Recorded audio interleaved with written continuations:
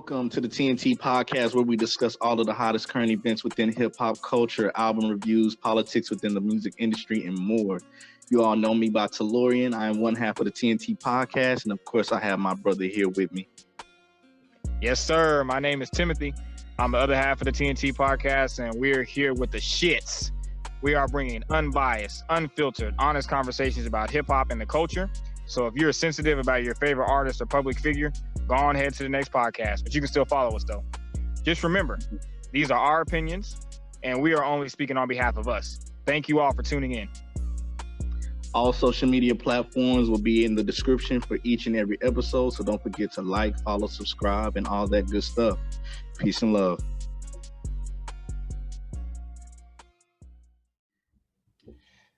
Welcome. Episode 56 of the TNT podcast. TNT. I am one half of the TNT podcast. Y'all know me by Timothy. And of course, I got my brother here with me. Go ahead and introduce yourself, King. Yes, sir. This is the other half of the TNT podcast, Tellurian. And yes, sir. Let's get into it. Yes, sir. Let's get to it. We're joined today by a special guest. Somebody who is a family member of the TNT podcast, somebody who probably should have been on here a long time ago, but it's all good. She's here now. We have the ever so sweet Imani here with us. Peace, Queen. How are you doing? Doing well, y'all. It's good to see y'all's faces. Same Yours here. too. Yours too. Yeah, man. So how's everybody doing? How's the weekend? I don't even remember what I did. It was that lit. It was that lit. Actually, I think I just binge watched a few shows this weekend. Usually, I ain't gonna lie to you, I'd be gone, but this was probably the one weekend that I had that was really free. But I'm gonna be busy for like the next 5 weekends. So Yeah, you did say that. My weekend was chill. Went to a couple bars around here. Just drank with some friends. Really, that was really about it. Saw some UFC fights. You know the usual. Just let me know. Wait, what's up? How many adioses did you have? Let me know. Probably like two. Just like two. Like two. A Long Island. 2 adioses. Oh Lord. Maybe I might have missed some dark, which I need to chill on. Maybe just a little bit. I didn't go too crazy. Just like one dark. Put you in the rehab. I'm just kidding. Yeah, you be looking gone on them Snapchats. Right. Yo, like that.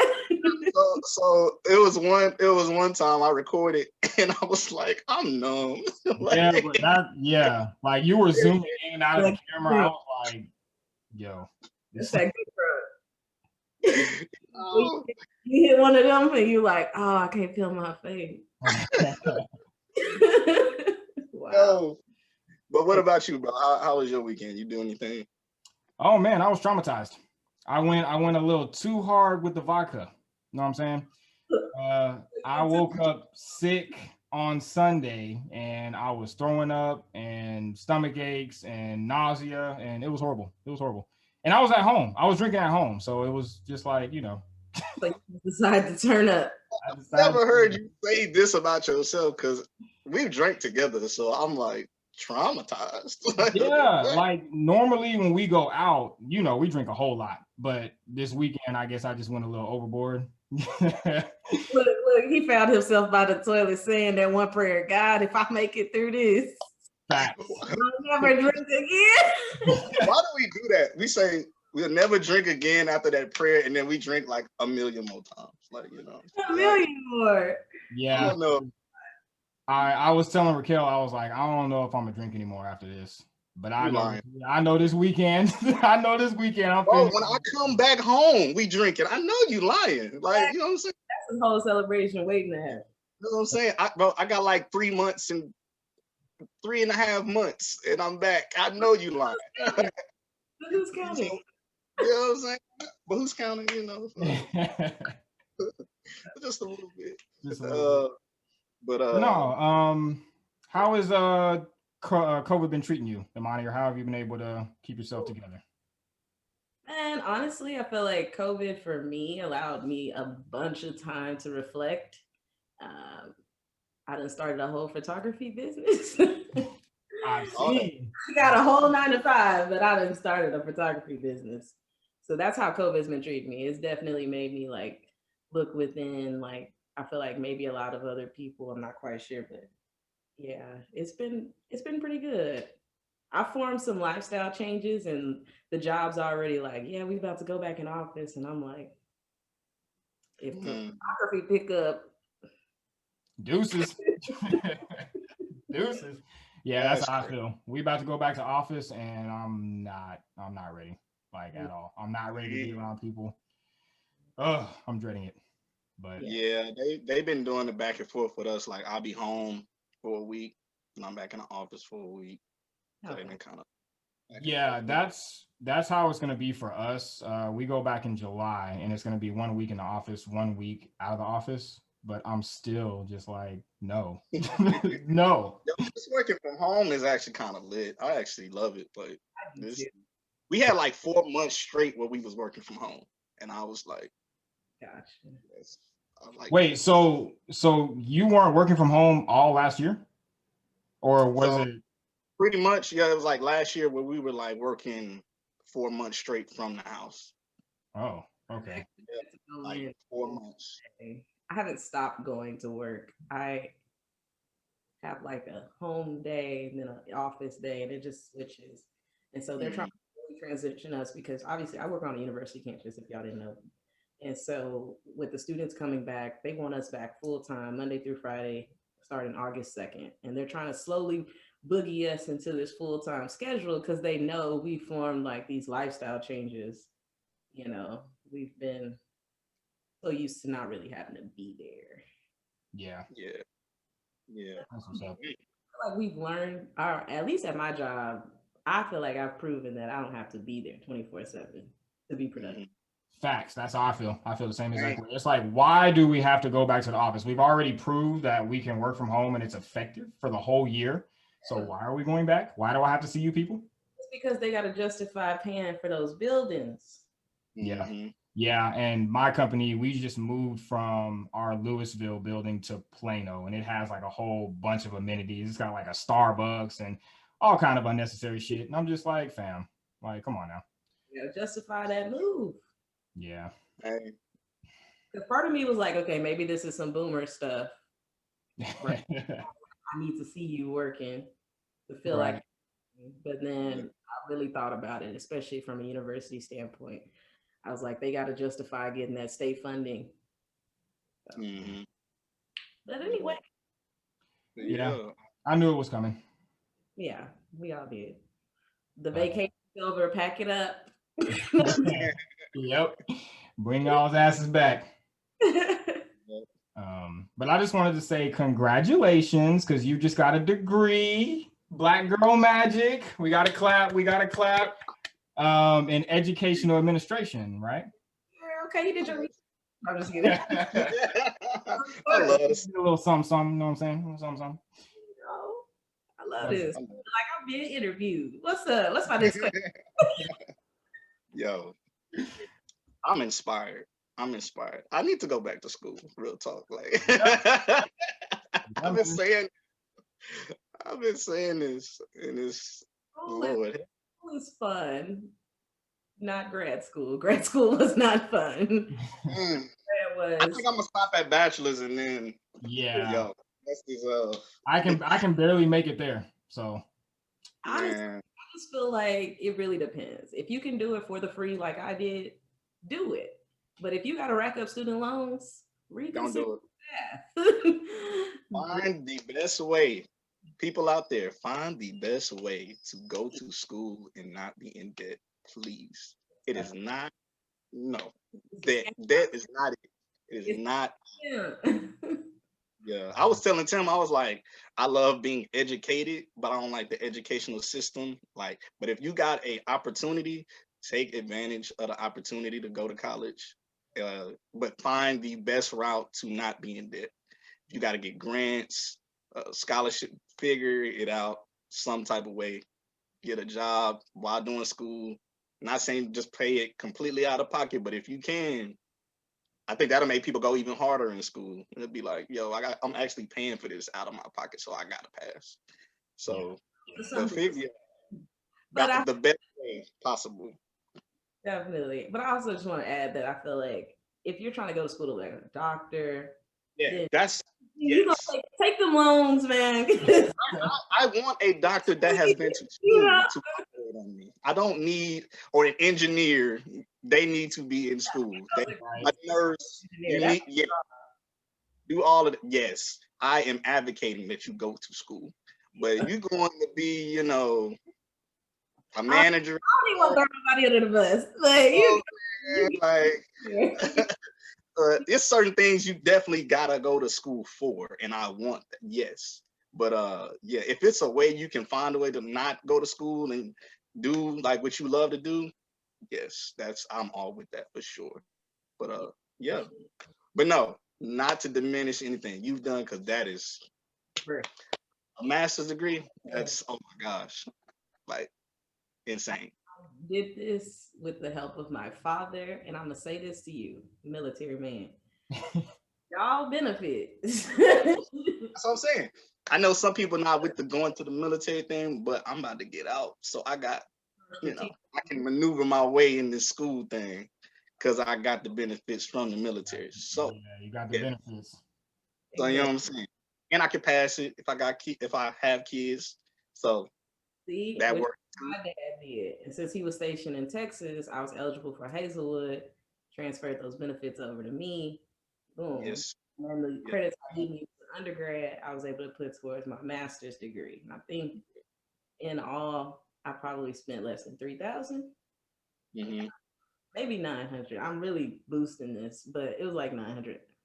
And then scholarships kicked me into for grad school. But like, I think I'm gonna have to start plotting on my husband being in the military or from the military, because I gotta get my kids right. Yeah. Hey, that's funny. But yeah, I'm loving this setup. I'm sorry, I didn't mean to cut you off. I'm loving this setup. I'm loving the Rihanna, the Tupac, the Adele, the Aaliyah, Sade, Drake. You see my baby?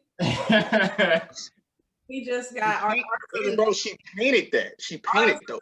Decade. She painted those, bro. She's a beast.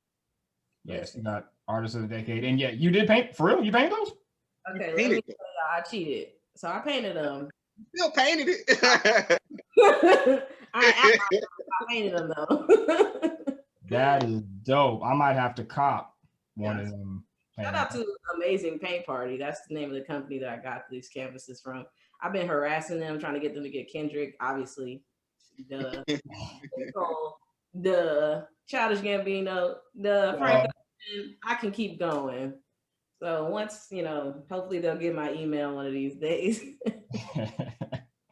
They will. They'll get it. No, that's dope though. But no, yeah, salute to Drake for artist of the decade. That's crazy. Like, it's crazy to think that he's been here for 10 years. Like, that's insane. Longer. 10 plus. 10 years plus. Yeah. Take Drake definitely puts him longer than 10 years. Yeah. Yeah. Yeah. Yeah. Watch this podcast so he can hear me talk about him like this. We ever get Drake to watch this podcast? Hey, you never know. I feel like they be looking at stuff that you would never think. You know what I'm saying? So it's possible. Somebody gonna catch something. I'm telling you, and we're gonna be like. And it's gonna be something that we said that's negative. Watch. I feel like it's gonna be either you said something crazy, or I said something, and then they're gonna be like, they're gonna call us out. It's gonna go viral, and we're gonna be like, "Yo, we gonna speak that negative juju. Knock on some wood." I was like, I didn't want us to become famous like this, but you know, hey, it is. Joe Budden. I'm just kidding. I mean, if we want to be honest, Joe Budden kind of, I mean, he finessed it, and it worked out, and then not worked out, and then kind of worked out again, I guess. You know the Joe Budden situation. It worked for a lot of people. Yeah. But yeah, man. So the highly anticipated, what is it? The off season, J. Cole. The first of the big three, he decided to peek outside for once. I feel like we haven't heard from this man from what has it been, 3 years? Does Revenge of the Dreamers count? That's all I'm about to say. If we counting that, then it's been like 2. Okay, yeah. So yeah, 2. Wait, when did Revenge of the Dreamers come out? 2019. 2019. Yeah, Cole before COVID, so I think that was 2019. Why do I feel like that was so long ago? Because 2020 was a long year. It was. 2020 felt like 2 years. Facts. Big time. But man, where do we start from this album? That's what I was about to say. Where do we start? I have a lot. Y'all trying to go track by track, or y'all trying to go? I want to tell me. What does this album make y'all feel like? How did y'all feel? Yeah, matter of fact, that's the first question. How did y'all feel about this album? Whoever want to start first. I guess I'll jump out there. So I'll just say, Tellurian, you know, every single time, J. Cole does his little rollouts. He gives us the freestyles that's fire. He gives us the tracks that's fire. And then the album comes, and it's just like, what the fuck is this? That's how I feel. That's exactly how I feel. With that being said, and he did give us the freestyle this time on LA Leakers. Did you do the freestyle on LA Leakers? Yeah. When I heard that, I was like, okay, like this, he's talking. And then the album came, and I'm surprised. I'm surprised that I love this album. Like, I'm not gonna lie to you. I love this album. This is the J. Cole album that I've been waiting on since the very beginning. Wow. Since the very beginning. And I feel like he heard all the people that were like me and you that were saying, please work with producers or different producers and please get some features on your album. He made this album for you and me. Like, he was like, all right, these niggas pissing me off. And I'm about to make an album that impresses Tim and Tellurian because these niggas, I'm sick of these niggas. I'm sick of these niggas talking about how my albums ain't that good and I ain't been good since my mixtape days. I'm tired of these niggas. So I'm about to go off. I'm about to go off. So But Imani, how did you Yes, Queen. I don't feel like I can truly rate this album as whether I am in love with it or to even talk about it being a classic just yet. But what I will say is it sounded more like a mixtape than an album. I personally feel like he could have dropped this as an EP. But I mean, it was solid. I feel like every time I listen to it, I like it more and more. I'm catching more stuff, but I don't know if there's really a storyline. And I love a storyline in an album. That's how I can actually feel like something is an album sometimes, when I actually got that storyline. But maybe I missed it. Maybe I missed the storyline, but he has some hard hitters. I like the surprise features. Yes. Like, every time an artist does that, like Frank Ocean, I love it. It lets me like really enjoy listening to it. 21 Savage was probably one of my favorite features, and Lil Baby. Lil Baby. We gotta have a Lil Baby conversation, bro. Moray, right? Episode we'll talk about Lil Baby. Did I even have to mention Moray? Like, that's the obvious, right? Like, that was a great sample. Did y'all know that was a sample? That was a sample. Of course. Yep. Of course. I heard a bunch of samples. Look, you know me. I can't be afraid of. Shout out to the Rough Riders. Shout out to Lil Jon. There's a few samples on there. The first joint. What's the first song? I got 95 South. 95 South is the first joint. But I do want to, before we get to that, I want to speak to her point whenever she was saying that this sounded like mixtape J. Cole, because I agree with that 100%. Because he was rapping on here like he was hungry. This is the best rapping that I've heard J. Cole rap on an album. I don't like I left this album with way more quotables than his other albums, which was a big thing for me because I think it was 2014 Forest Hills Drive, if I'm not mistaken, where a lot of people kind of like to go to that album and like as his best project, I guess. I didn't really get much from that album. If y'all needed to know that.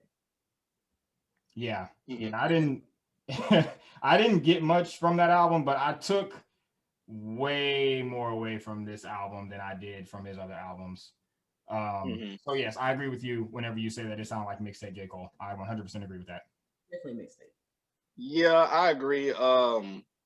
He did sound very hungry on this album, and when I heard it, I was just like, he's like spitting. And I was watching this podcast that he was doing with Kevin Durant, and he was talking about how this was the album where he felt like he actually needed to spit because all of his other albums were telling stories. He's like, he needed an album where he had like wordplay and quotables and all of that. And I was like, this is the album, because honestly, that's the J. Cole I like hearing. I like the wordplay J. Cole. I like the storytelling J. Cole, but for some reason, it was the way he did this album. It was just like a sprinkle of enough salt or something. It's like the other albums to me, it felt like he was kind of trying too hard for me. Yes. I don't know. I felt like this album, he was just like, it was perfect. The production was on point. And I think that's what it was. He was comfortable in rapping over his own beats. And it's something about when he rapping over other people's beats, he snap harder. And that's why all his features are like some of the best features I've ever heard, because he be snapping on other people's beats. And I was like, he's in a different zone. Like, he's not comfortable. He's getting out of his space that he was in. And I was like, I like this J. Cole. So for me, so far, this has been his best album. I just need him to keep doing this with the next couple projects. If we get more, I want to hear this. But yeah, I like that hungry J. Cole, like that, just raw and just, yeah, I love this. This is his best album to me. Really? Wow. Yeah. That is really interesting. I mean, obviously, I love the big three. I've never felt like J. Cole is the number one spot for that big three. But I do feel like he solidified himself being a big three, if that makes sense. But I felt like KOD, for example, where he I felt like he was trying too hard to attract the younger fans versus his day ones, which would be, I guess, our age group. So I heard a little bit of that beat wise, and like I think it's called 100 mil. Yeah. I feel like he was doing that, and I don't all the way like when he does that, but I understand from like a marketing and business perspective why he use those type of tracks for a project like this, though. But I feel you. I do feel like he has tried too hard prior to. Did not feel like he tried too hard this time. He definitely understood the assignment. So. Oh yeah. That's what I took from this album. I took that. I agree with that. As far as like his beat choices, whenever he raps over like the trappy type beats, like I never really liked that either. Like on the KOD album, I wasn't really rocking with that. But surprisingly, on this album, I think he did it right. Like he did it just right, because that 100 mil song, I actually like that song, and I think what it is for me is I just love it when a nigga just talks shit, because this is not broke J. Cole anymore. Like this is not broke J. Cole. Yeah, this is like, you know, like I'm an elite MC. Like I can rap better than all of you. And on a lot of these records, man, like I was listening to Damn. I'm about to say something that's probably about to be crazy. I'm about to say something that's probably about to be crazy. What you about to say? Every time you say something like that, I'll be like, man, what do you have to say, bro? No, look. I was listening to Damn. And when I was listening to this album, because you know, I'm a lyric guy. Like I like lyrics. I like to, like I said, like I like bars, I like double entendres and all that kind of shit. When I was listening to this album, if J. Cole raps like this, Say it. Oh, I know what you about to say. To me, he's better than Kendrick. Like, I'm not gonna lie to you. Like, if raps like this, Timothy, that's facts. come get You know, what's so funny? I was gonna say that, but I was wondering when you were gonna say it first. Like, I was gonna say that, but I was wondering if you were gonna say it first. Because I guess to me, like when I was done listening to this album, I was just so blown away by his level of lyricism. It made me think of Damn. So when I went back and listened to it, because I guess Damn is like our last point of reference because Kendrick is nowhere to be found at this point. I was trying to compare where Cole is to Kendrick and Drake. And I don't understand why it took Cole so long to do this. Like, I don't get it. Like, I really don't. And I guess it's to your point. Like, I guess he's trying to appeal to the younger generation. He's trying a little bit too hard to do that. But yeah, when the way he was rapping on this album, yo, I was like, I'm gonna explain my case too, because like I've been saying, I think Kendrick is better than Cole. Like, if we going off just all the albums, I was like, compare it to Damn, like, So yeah, let me just say that I do think that Kendrick makes better music than Cole. I think he is better than Cole. So let me just say that. I'm not saying that Cole is, I'm just saying this album. That's all I'm saying. So yeah, so that was my whole thing. So I would you said it perfectly, because you said what I was thinking. So like I've been saying, I think Kendrick is better than Cole. Facts. Like, I've been saying that for a long time. And so a lot of people, they were just like, no, J. Cole's better. I've literally had multiple conversations with people, and I was like, no, bro, Kendrick is better. So for years, I was just like, no, Kendrick is better 100%. I'm saying as a lyricist, as all of that. But I'm literally waiting on Kendrick now. I'm like, J. Cole, I need Kendrick to snap now, because when J. Cole is in his bag, he's better than Kendrick as a lyricist, because these albums haven't been it. But this, I need Kendrick to snap, because J. Cole got it right now. As a lyricist, he got it. And so I'm waiting on Kendrick now. And I'm like, the only reason I say he got it is because J. Cole is rapping the way he raps on his mixtapes. And when he raps like that, and when he raps hungry, he's like a superior God MC. And I need to hear Kendrick go off. I really do. I really don't like this tone. So what we're not gonna do is make it seem like it's really this close when it comes to Cole and Kendrick. OMG. Kendrick sounds hungry every time. I've never had to question if Kendrick's hungry on any project, but seeing how we have to do that to Cole, wow, they are not close. That's a fact. I think with J. Cole, the reason it took this long is I think he personally just be in his head. And you can tell, he seemed like he isolated so much that it really just gets to him, because the way he talks shit on these albums, he was using them Damian Lillard interview clips to kind of like shape or say what he would want to say. I feel like the reason he even gets to those points is because like he cares about what other people think. He might need to tap into Drake's bag and stop giving a fuck and just give what he wants to give, because I feel like he cared too much about what other folks think. He just needs to live his life.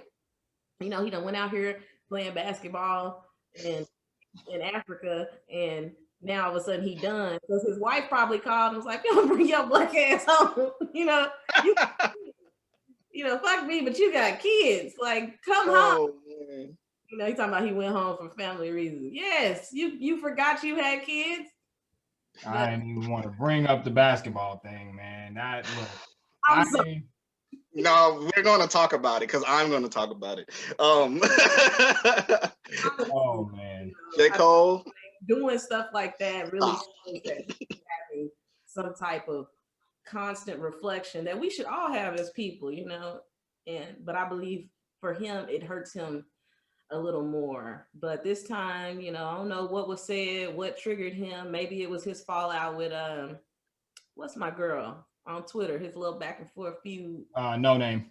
Oh man, that's what it was. I'm not quite sure, but he came with it. I love J. Cole, but He does not need to play basketball. I'm just no. No. What's wrong No. with This, that? He played this in college. He was a walk-on. You know how hard he's not playing Look, I'm the happy way he that played in college. I'm There's happy. certain dreams that we need to let go, okay? And this look, is one of them. he can stick to Like, playing Jack Harlow and Quavo. no, he needs to stick to just rapping. Well, not just rapping, but not basketball. Oh, Now Like, you a white woman. not no disrespect. Like, I love J. Cole, but it's what is he, 35? 35 going 30, on? I think Like it's 36. I think it's 36. 36. He 36. It's like having hoop dreams, and it's like you did it later and you're not playing the way when you had those hoop dreams, which is when you were like in your early 20s. And it's no like disrespect. It's just like he doesn't look passionate on the court. It looked like he had a dream and he's doing the dream late to me. That's what I was gonna say. Sounds pretty J. Cole-ish to me. Whoa! No, look, I'm loving this energy. I'm loving this energy. No. I'm loving the energy. Is it not me? I feel like No. if I gotta stand on this hill alone, I will. But J. Cole, No, speak, Queen. I hear you. does he really think as much as people think he does? Like, I don't feel like he does. I am right there with you. That's I'm right. No, listen. Me and Taloran, I never thought about that like that though. No, yes, you Like, have. Yes, you have. Me and you. I mean, I have. I'm saying I have thought about that, but I'm saying like her saying it like that is just like when we said it was worse. We said that we did. Yeah, you're right. You're you right. said he was being fake deep. The conversation that me and you had, we said he was. It's funny because like on his mixtapes, he would sound deep to me. Like his stuff would sound like it was like he was thought out, just crazy rhymes. But it seems like when he's thinking too hard, it doesn't come out well. It's just like look. There was this one interview that he did a couple of years ago with Angie Martinez, and it came out, and everybody was like, "Oh my God, this is so deep!" Oh my God! And I was just like, "I'm not seeing it. Like, I'm not seeing it." Like, okay, see, that's my problem with a lot of Tupac fans. Like, that's one of my. Look, I know people come after me. I don't care. I don't care. I'm willing to die over my stuff. I don't care. When I say it, I say it. When I die, I die. Whatever. So you're on your own with this one, Taloran. No. I love Tupac. Tupac is one of the greatest. But I'm saying it's certain things that he said in like speaking. And people be like, "Oh my God, that was like the deepest thing I ever heard." And I was like, "No, he said some deep stuff, but you're making it sound like he just said something that like it just blew you." Like, I'm like, it's not as deep as y'all making it. It's not. It's y'all are doing that. I would never really say that about Tupac. Now, the only thing I could say about Tupac is he was definitely a hypocrite, which most of us are. Yeah. Very what seemed like bipolar tendencies. Mm-hmm. Schizophrenia, paranoia, schizophrenia, and but he did make a lot of sense, some of the stuff he that did. And like same with J. Cole. Like I feel like he's one of those people that like I love what he's doing. I love the impact that he has on people. But he's the guy that's trying to tell me about what's going on in our Black community that I know he is, obviously he knows about because he's Black and he's lived in this lifestyle, but your pants are sagging off your ass. I don't want to judge you for it, but I kind of am. Yeah. That's how I feel. That's how I feel about J. Cole. Let me get attacked for that. But I mean, yeah, like I was saying, as far as Tupac, no, I love Tupac. Like I advocate for Tupac. Like at times Tupac reminds me of Malcolm. So I'd be like, yeah, like he's saying deep things, but it's the people that be like acting so blown away that I'd be like, okay, like y'all are doing the most. And I feel like, but people, they overdo it with J. Cole to me. Like everything that he drops. And that's another thing. I don't like when people act like everything that somebody drops is just like great if it's not. Now, everything Kendrick been dropping has been great. to Great. me. Yes. Like, Yeah, a lot of but people. when everybody acts like everything, I'm about to name some people. Everything Lil Wayne drops is great. That is not true. We're not doing that. They like, oh, he kills every verse, and no, he does not. He's not killing every verse. Okay. You are just such a Wayne stan. Like, I feel like you could admit if Kendrick did something and you didn't like it, you'll be like, okay, I didn't really like that by Kendrick. Like, that was cool, but it wasn't. But it's people that are so like they're fans of somebody, and they're such a fan that they can't like not be a fan for a second and realize that wasn't good. And people like that irritate me.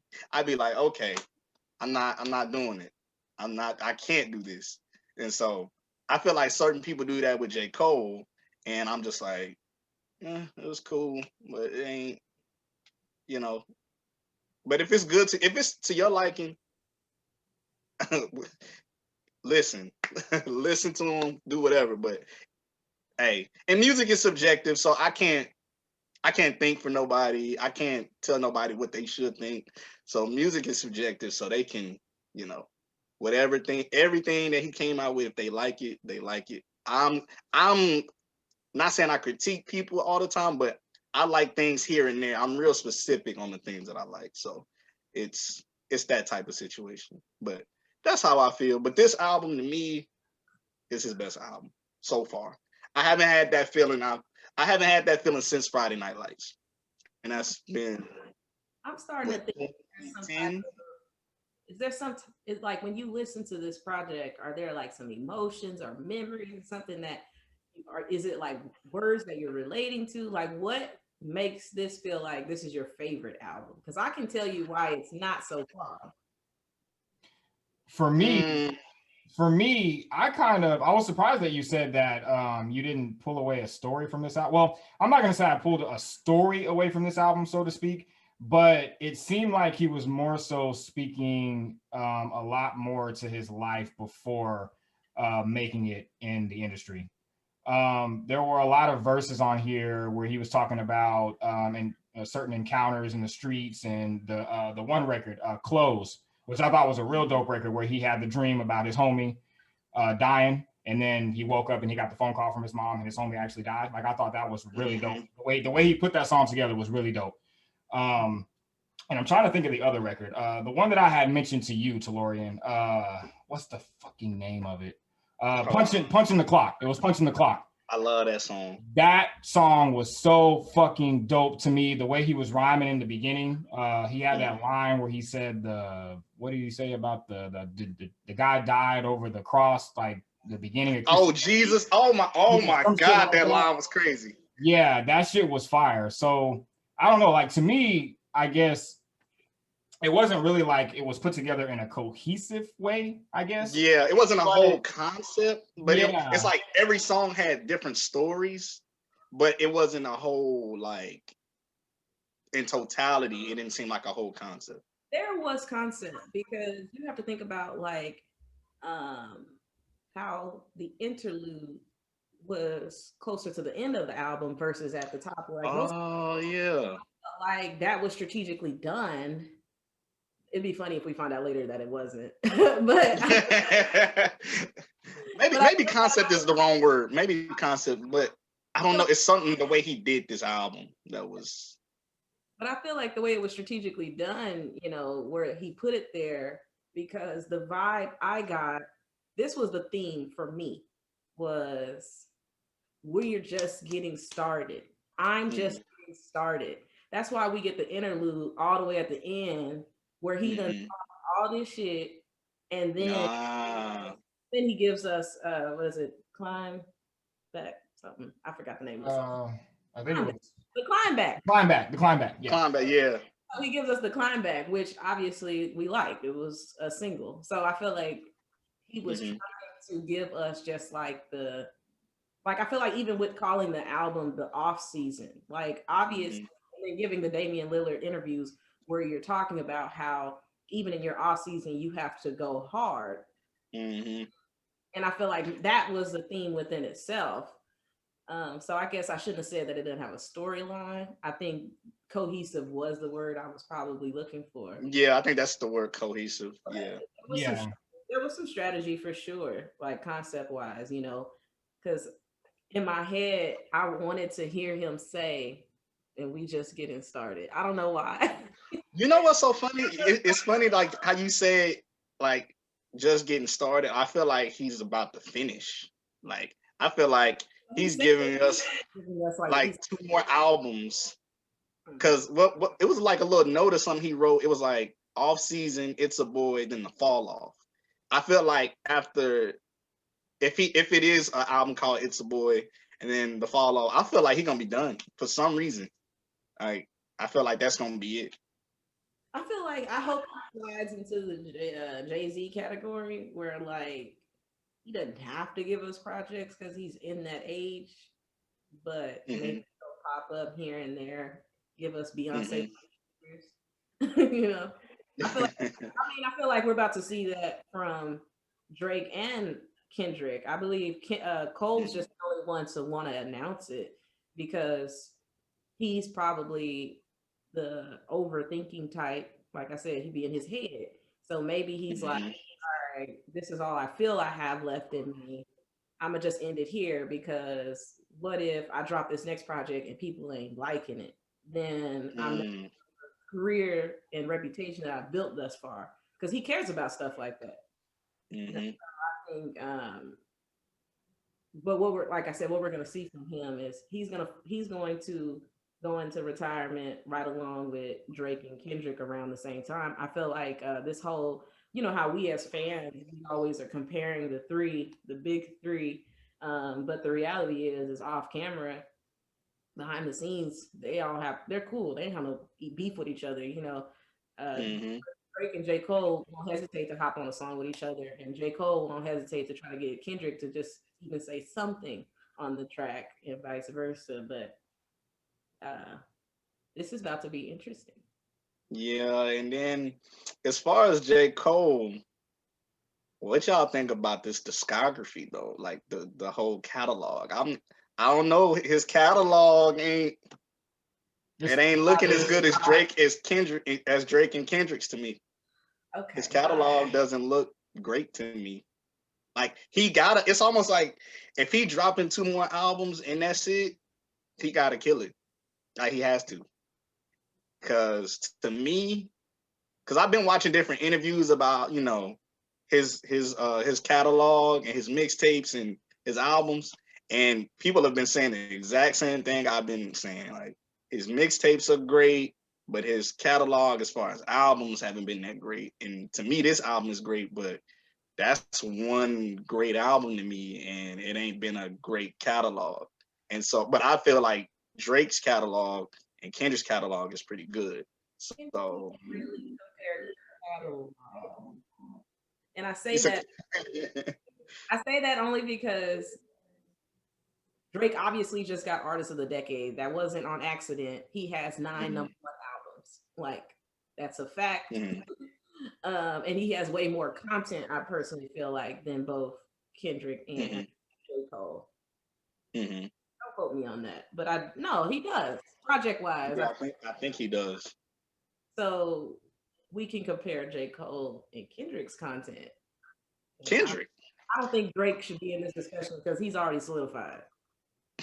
But okay, let me tell you though, we sound like we are real fans of these people based off how we're talking about them, honestly, because I know some people who literally are not fans of any of these 3 people. Like for Kendrick, they're like, I don't like the voice changes. They didn't like To Pimp a Butterfly. Mind blowing. That's his best album. That's a classic. That's not just top hip hop. That's top music album. It's so funny because a lot of people didn't like that album. I feel like that one should have won the Pulitzer and not Damn, but that's right. Facts. I wasn't a big. I love Damn, but it's not like up there. It's not To Pimp a Butterfly. Yeah, like no. But that's neither. I don't want to take away the fact that he got that because I mean that's great for him. J. Cole, I mean, I always go back to this question, like, can you really be one of the greats and you got I think he only had he has at least 2 projects that I would say I absolutely do not like. Just Mm-hmm. 2, and that's too many. That's too many in my opinion. Yeah, I that feel like is. I say that with Kanye. But Kanye different. Listen, we can say Kanye that. catalog's so great. It's like, We can say stuff like that with Kanye. We can say that type of stuff with Drake. We do not. J. Cole does not have the room for yeah, somebody from our era to be like, you got 2 projects that just aren't all the way there. Like that's all your catalog. for me it's like 3. He has what, 5, Like 6? this is album number 6. Yeah. About really. eh, honestly, I'm gonna be completely honest. This is really the only album I like. So Wait. The only album that you like? I mean, Love. My bad, Love. Other albums are growing on me. That came out so bad, like really, really bad. Terrible. He's in the big 3 for a reason. No. That's all I say. That sounded really bad, really bad. So I let me correct myself. This is the you, J. Cole. We love you. We love you. No, we love you, J. Cole. I promise. Watch this. I promise. Because he might watch this. He might watch this one. He's like, dang, he don't love me at all. No. So no, this is to me his best album. Now, for your eyes only is trash. I can't get with it. I'm sorry. I think Forest Hill. The Cole stands love that. There are some people that say that album is a classic. And no, absolutely not. I heard it. I've been in those rooms. Nah. No, it's not it. Now, Forest Hills Drive is slowly growing on me. Born Center is growing on me, but when I listen to him, it's just not there for me. Just my opinion. And then his first album, it's like when I first heard it, I liked some songs on it, but overall I didn't like it. But if I was ranking the albums, it might be like this new album, the off season, then it probably go. Oh wait, I didn't say anything about KOD. I liked some songs on KOD. I didn't really like KOD like that. It was there's too many albums to like in your discography, in your catalog that's not. I don't like them. I don't like the full albums, like some of them, like, and that's not good. It's like at least 3 or 4 albums, just like all the way through. I'm just like, I feel bad because I feel like he knows this, and that's why he came so hard. But that's what I feel. That's what I'm saying. He made this album. I'm not gonna tolerate Forest Hill Drive or Born Center slander, mainly for the fact that for me in undergrad, wow. Mm-hmm. I think I associate a lot of music with memories. Obviously, no, actually, I do. I associate a lot of music with memories and that nostalgic feeling that it gives you, Mm-hmm.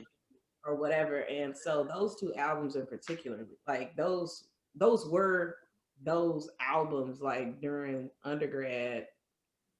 On top of, people like What a Time to Be Alive by Drake. That's my least favorite Drake album, but I understand why a lot of people really love that album. I think people are attaching some type of emotion to it or memory to it. Because I personally feel like Born Center was actually pretty good, and Forest Hill Drive. I mean, for him to not have any features, I didn't think it was bad, But KOD, like you said, like why was my favorite song was his Cynthia's song, and that was Kevin's Heart. That's really the best song to me. That's his best song on there. And then I think Practice was dope. We're never. I'm gonna say Drake. We're never gonna get the In the Morning J. Cole. That's the J. Cole I like listening to. I like the In the Morning. Like I like those songs. Friday Night Lights. I thought Lost Ones was dope. Lost Ones, the warm, and then it made me realize, because when you go back to the mixtapes, he's rapping over certain people's beats. He's not even rapping on a lot of his own beats. And I was like, that's why these mixtapes are so good. He raw with it on other people's beats. And like, it's something about when he's doing his own beats, it's just it ain't there for me. It's just, and I think what Forest Hills Drive, he did his own beats, Born Center. Not trying to bash them albums, but it was just like I felt like he felt more comfortable in just. I just wasn't comfortable with him being comfortable making his own beats because it was like when he's not making his own beats, he's snapping. All these features, this new album, mixtapes, snapping. And I like snapping J. Cole. I'll give you some more time to come around to Forest Hill Drive. It's not gonna happen. Sorry. I it's love you, but okay. it's that's been what 2014? It's too many skips on that album for me. It's 2014 and I still haven't been convinced. Let me tell y'all something. I literally just had this conversation with my homegirl. I got two things that I'm gonna bring up from the conversation we had. One of those things was there are so many albums that when I initially heard them, I was not like pleased. I felt like, all right, I don't know, this one ain't the one. And then either a year later or a long time later, I come back around to it, which is something J. Cole actually said on this album. I can't quote it, but if he watching this, he know what song I'm talking about, where he said you pretty much have to come back to it, go experience life and let it write you a prescription, something of that nature. I know I'm butchering it. And I feel like that's what happens. Or I think that's what has happened. Like, okay, so an example for that would be Kanye's My Beautiful Dark Twisted Fantasy. Tay, I feel like I've had this conversation with you. Me and her beefed about this album. When I say like multiple, she was just like, no, that's not it. It's no. I was like, you're tripping. You said tripping, dog. Like but listen, let me tell you. When it came out, I liked, a few of the songs or whatever. Now, in 2021, or technically 2020, I love that album. Like, it's crazy. I don't know if it's because I had to just experience some shit and live life or whatever. And now I'm like, wow. I actually even look at Kanye in a different light. I know I'm switching the topic a little bit, but I look at him in a different light. And I feel like with J. Cole, that's how I feel about a lot of his music, is that it might not hit you right then and there, which is why I said I don't really want to rate this album right now, because it ain't, for one, it ain't been out long enough. Shout out to Jay-Z for saying that. And I think that you just got to sit on it. Like, life might happen and I might feel it more. Like right now, My Life is my favorite song on the album, but that could change. That could change. Like Summer Walker. I thought Summer Walker's Over It album was garbage. Ooh. It turned out to be my favorite album. It turned out to be my favorite album. I'm shocked by that one. Yeah, but things changed, and that's why I said I got to give myself more time. I don't want to rate this album. Like I said, I can see the potential in it. I can see how J. Cole fans have already said that this is their favorite, best, all that above. God, I can't talk right now.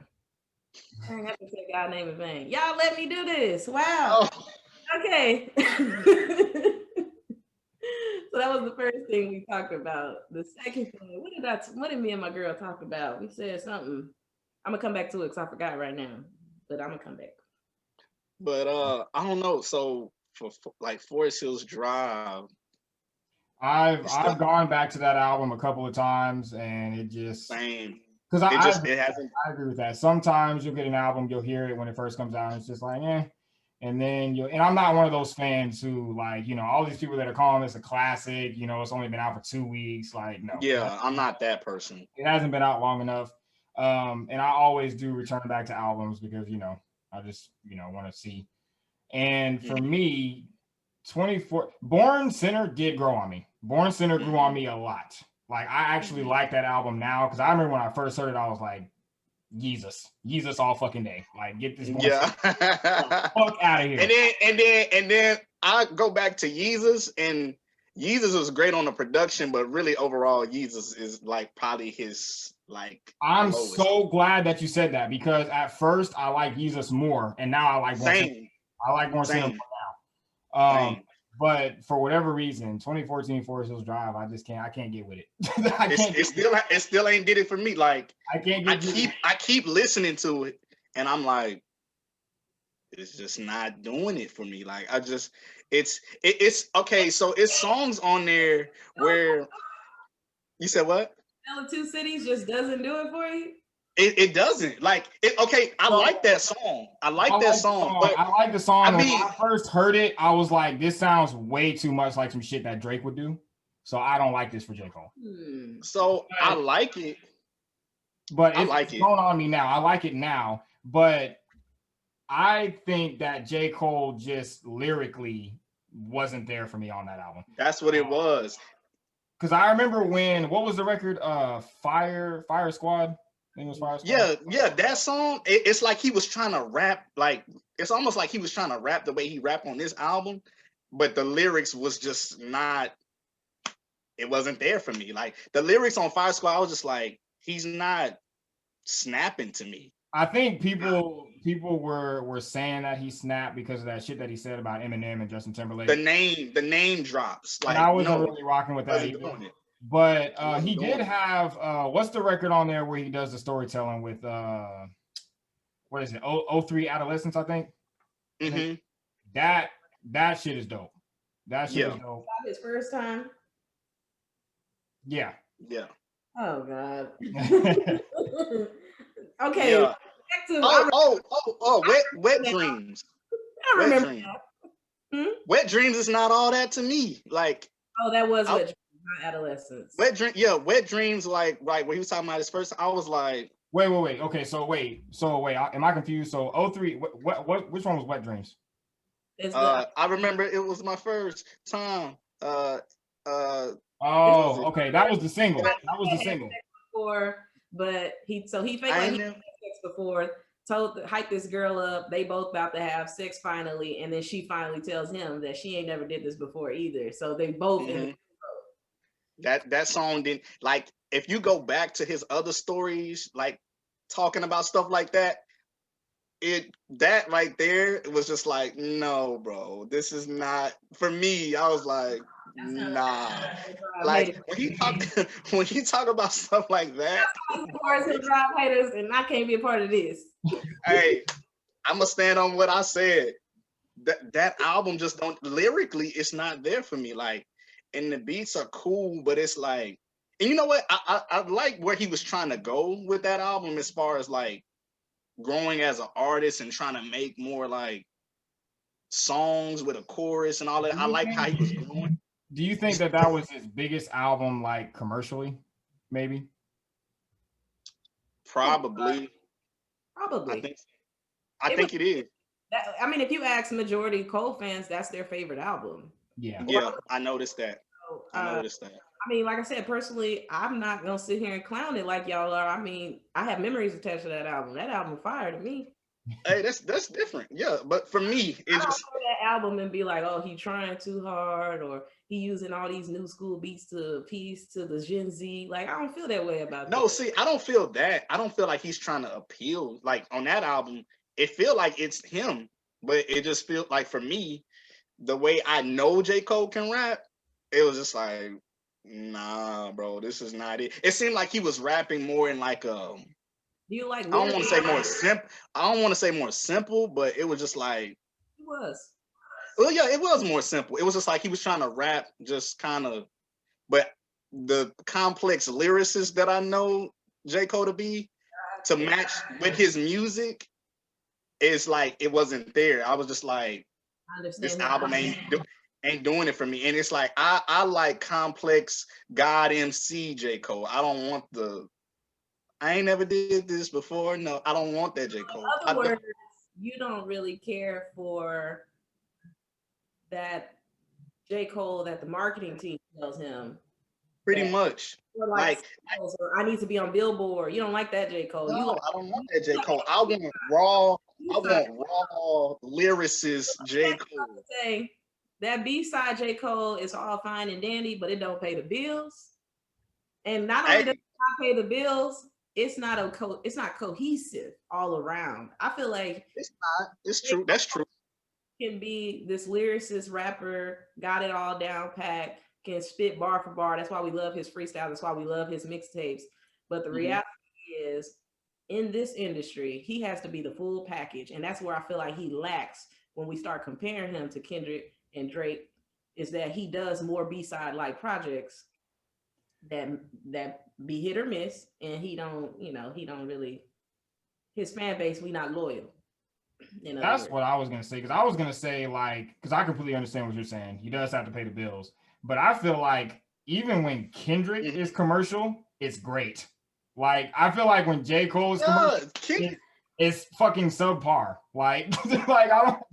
Your taste. Yeah, I don't know why. I feel like that. He's still selling out arenas. That's true. He's gonna sell out Wrigley Stadium. He already told us. Yeah, I don't know.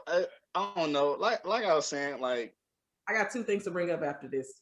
Yeah, I don't know. It's like I was saying, like, when I think about, complex lyricists, like people want to hear bar lyrics or whatever, they not getting paid like the people that are, like, in totality putting together, like, radio type joints or whatever. But I don't know, like, music is subjective, and I feel like just make whatever you feel. And if that's just some raw, real hip hop, the people that's gonna get it. And if they don't get it, it is what it is. Like, because a lot of complex bar lyricists, they ain't getting paid like the Drakes, and nothing against Drake, because Drake is a lyricist when he wants to be. But then, he can get in his pop bag, like where he just got songs that's just enjoyable music, not where he just trying to spit type music. But yeah, music is subjective, and I feel like, I guess that's the Cole I be wanting to hear. I be wanting to hear the raw, just lyricist God MC Cole.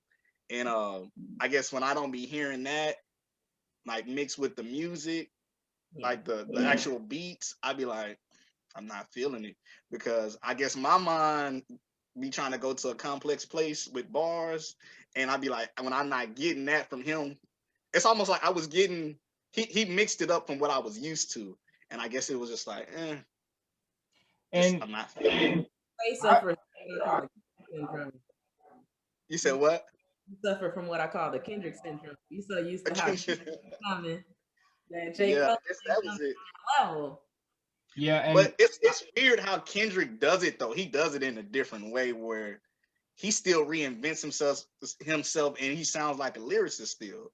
And then J. Cole be just kind of falling off lyrically for me, and I just be like, And I wouldn't even say, like, while I do like this album, and I do like how J. Cole's rapping on this album, I guess for me, I just don't like the commercial version of J. Cole, I guess. Like, it's not to my taste. I think that's what it is. Because I can appreciate when an artist is being commercial. Like, I love Drake, I love Kendrick, I love, all these different commercial artists that we have, but for whatever reason, J. Cole just doesn't, like, it ain't hitting his commercial. I think that's what it is, bro. I don't think I like commercial J. Cole. Yeah, I think that's what it is. Like the what's the joint with TLC?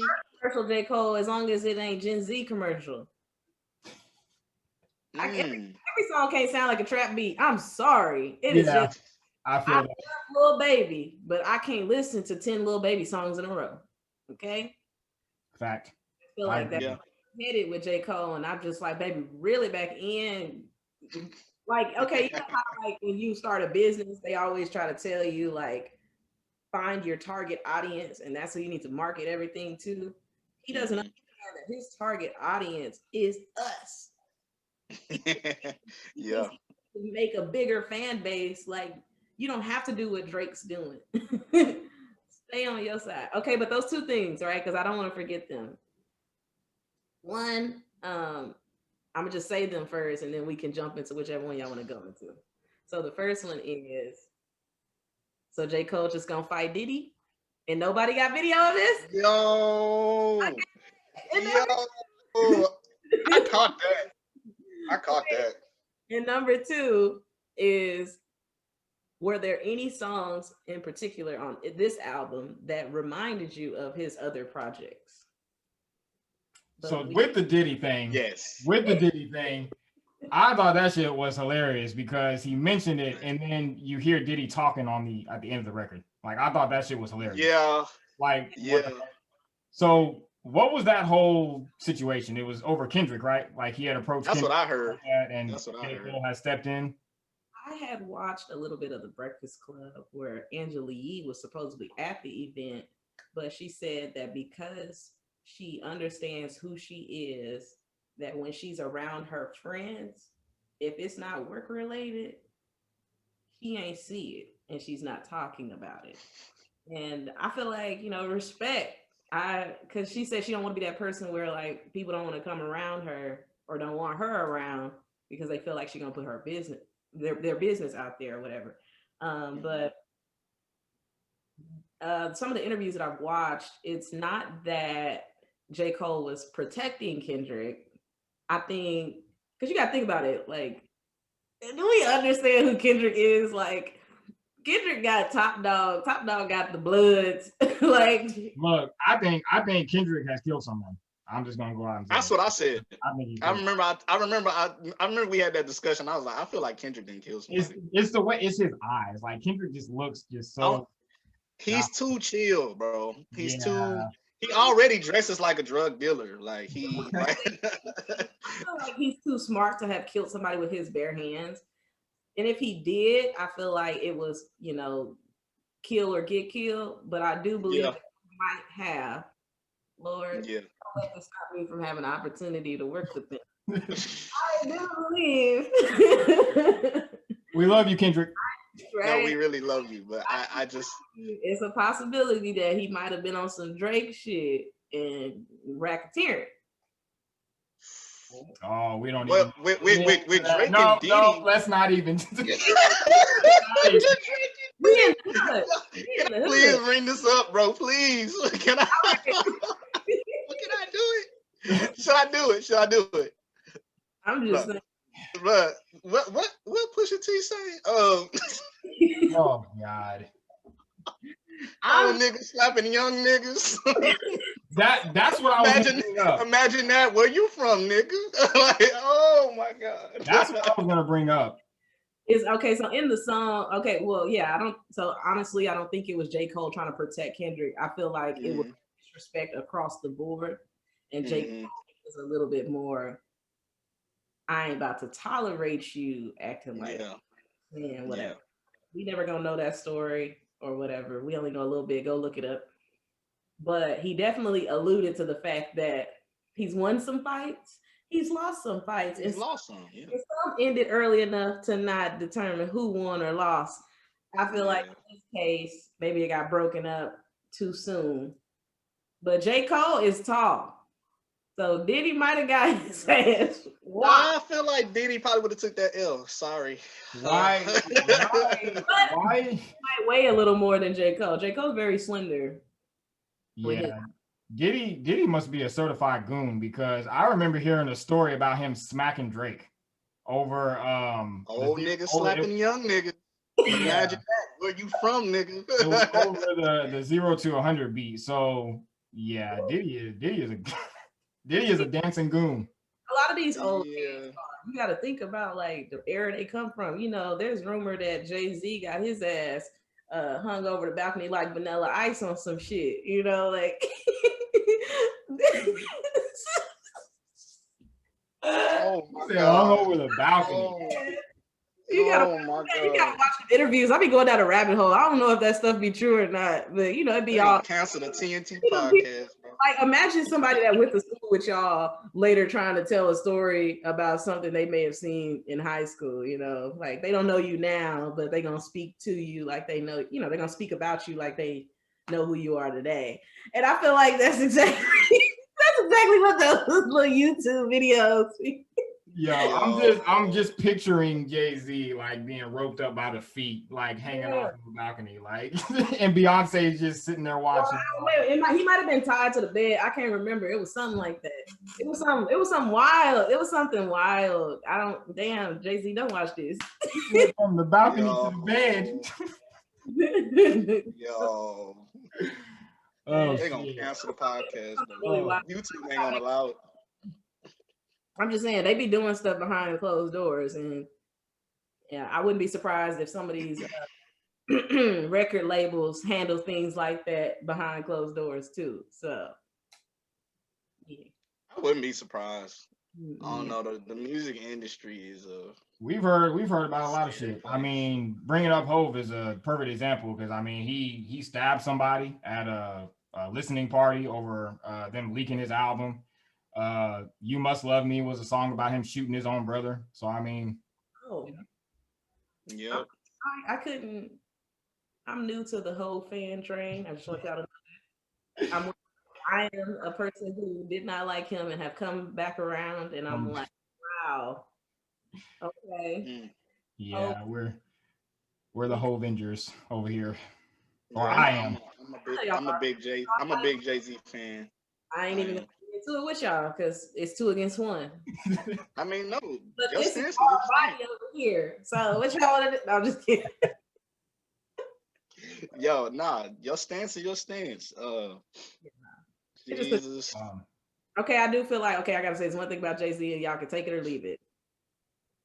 When he started bringing up credit and people just thought that was so profound, I just couldn't. I couldn't. I feel like that was Look, It's there's that fake some things.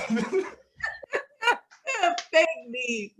There's some things that Jay, like when he gets in interviews, like he be talking in circles, and I'm just like, all right, Jay, like, you know what I'm saying? Just, you know. It is what it is. I mean, when you get to It's that, not as deep. It's not as deep as people make it. Like Yeah. I promise you. Like some people say some deep stuff, and then some people I'll be like, "You're a complex rapper, blah blah." But what you just said, it wasn't that deep. Like you're trying. Some people are only deep when they rapping, and like, and in conversation they just like, and you know, sometimes that make me mad though. I'd be like, "Why you rap like that, but you talk like that?" Some rappers make me mad. I'll be like, you don't. Your answers be so simple. Like, not saying you can't have simple answers, but I'm like, no, this is not how you rap. You don't rap like you don't. You're talking like you just. No, this is not it. Give us an example. Drop a name. Nah, I'm not name dropping. I'm not doing it. We're already in trouble as it is. Not doing it. Nope, I'm not doing it. are in a lot of trouble. We're already in trouble. Nope, I'm not name dropping. Not doing it. Let's not doing it. But Okay. no, The second point yeah. was any songs on the project Oh yeah.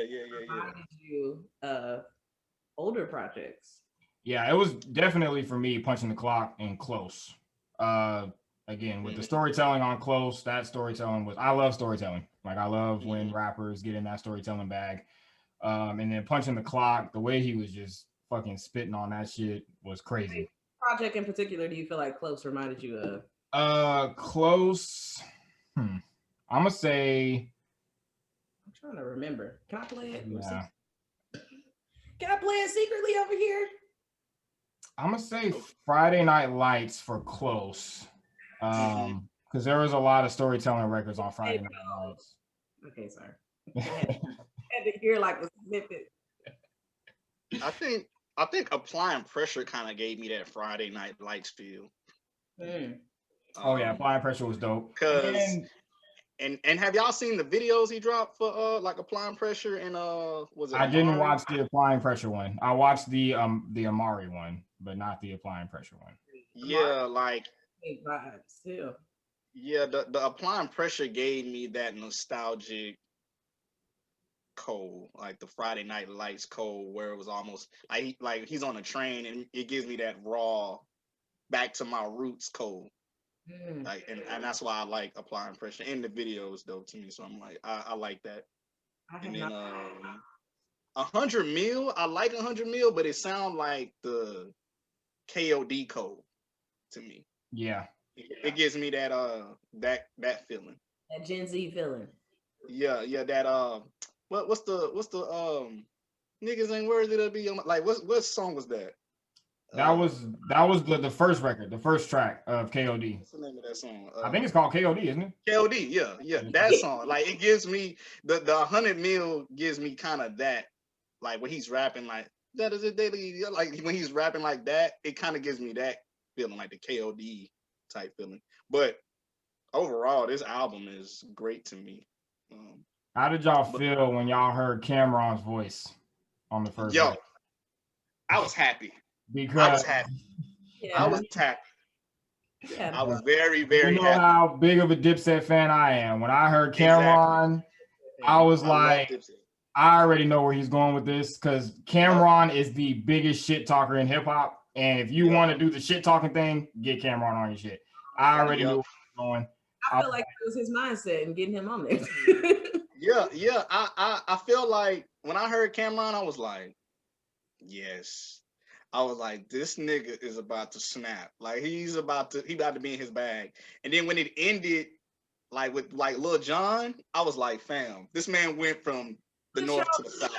That man went from the north to the south that fast. I was like, fam, he went from Cameron to Lil Jon. I was like, oh, this album about to be crazy. This is about to be crazy. I was like, this is how you start an album. Yes. Yeah. This is the Cole I wanted. And so yeah, I was yes. Okay, so Pride is the Devil. I think that was the first song that I was attracted to outside of my life. And it reminded me of KOD as well, but in a good way. Mm-hmm. Like I counted up KOD. Is that ATM? It's called ATM. Yeah. And Lil Baby, the way he came in there, he came in so clean. Snap. So clean. Hey, we gotta talk about it. Reminded me, and Lil Baby just did that on that song with Drake. Yo, he snapped on there. The song with Drake. Oh my God. That fucking verse. Man. Yes. He came in like it was like, oh, okay, you done? It was like that was perfect. When I first heard it, I didn't even know what happened. I heard J. Cole and then I heard Lil Baby. I was like, what the fuck just happened? That shit was transition. It was like they were running a relay and the baton cleared perfectly. It was perfect. He picked it up so perfect. I was like, yes. In the middle of his breath at the end. It was just like, I was like, what? Like, man. I wonder how those sessions go, because like it reminds me of how like so like Revenge of the Dreamers 3, when they were working on that, there were so many more people that were there compared to the people who made it to the album. So it was like this process of elimination. I wonder if that same type of process of elimination happened for this project, because wow, like he came with it. He really did. Oh, that's another album, Revenge of the Dreamers. J. Cole is rapping great on there. Yes, that's another. That's why I was like, if better on there than his previous albums to me. Project. Great. That whole album is perfect. Like it's great, and the way he rapping on there, I'm like, he's not rapping like this on albums, and I'm like, fam, rap like this all the time, and you will be elite. Like you are a God level MC. Rap like this. Just rap over other people's beats. Just do it. That's the key. That's the key. I think he raps better when he knows somebody else is on the song. He has like this ego that too. He has this ego that tells him he's not about to out rap me. It brings like me and Tim said. There are a lot of artists that do that. Yeah, like me and Tim said a couple episodes ago, we was like, it brings something out of him. When he's working with people, it brings something out of him. Whether it's the beat, whether it's somebody being featured, it brings a different J. Cole out. And that's the J. Cole I like. I like that J. Cole. It's really his ego. His ego pops up and it's like, I'm supposed to be the big homie. These little niggas not about to out rap me. Exactly. Show out. I feel like if he had like a Jay-Z on the track, he would probably be a little bit more calmer. We would probably get the same results we've been getting. But because we're getting younger artists or you know, whatever, he like, shit. I'll be damned if somebody hear my song and Lil Baby's on it and they feel like Lil Baby outdid me. I gotta step it up. And unless you got, you know, 3 Stacks. Then you just gonna get enough. 3 Stacks is older than and been around longer than J. Cole. So that too. Older, he might not deliver as hard out of respect for them. You can tell that with J. Forget the respect. I can respect you. I'm gonna still try to kill you. I don't care. That sounds like something he might say, but I also feel like J. Cole.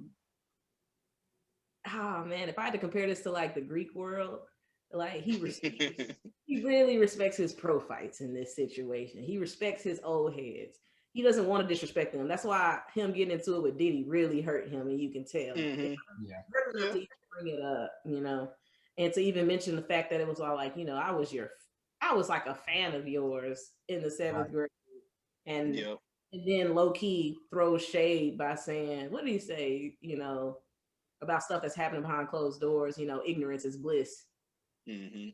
If he knew back then what he knew now about Diddy, but He had a line similar to that, and you might be right with that because I remember on Born Center he had a line where he said when he was growing up he was a fan of Tupac, and it made him be like, fuck Jay-Z, fuck Biggie, and then of course he said He said now Jay-Z paying me. I was just like, yep. Now Jay-Z's paying me. So yeah, that might be Yep. actual fact. How do you feel? Because I heard a lot of people saying that Lil Baby washed him on his own shit.